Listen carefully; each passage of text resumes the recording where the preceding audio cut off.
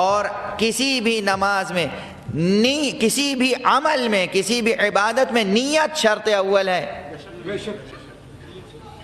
بغیر نیت ممکن ہے کہ نماز ہو جائے، بغیر نیت ممکن ہے کہ روزہ ادا ہو جائے، بغیر نیت ممکن ہے کہ حج ہو جائے، بغیر نیت ممکن ہے عمرہ ہو جائے، بغیر نیت ممکن ہے اعتکاف ہو جائے.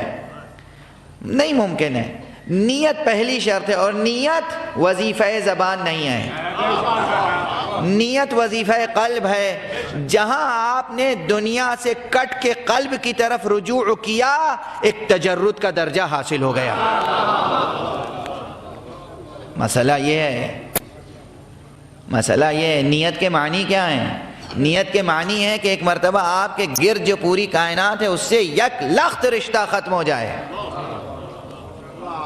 توجہ اپنی ذات سے خارج کی طرف نہیں، باطن کی طرف، خارج کی طرف نہیں، داخل کی طرف، داخل اندرون کی طرف جہاں توجہ ہوئی، باہر سے آپ کٹ گئے.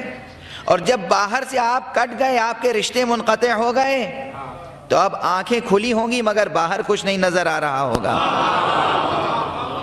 کان کھلے ہوں گے مگر باہر کچھ نہیں سنائی دے رہا ہوگا.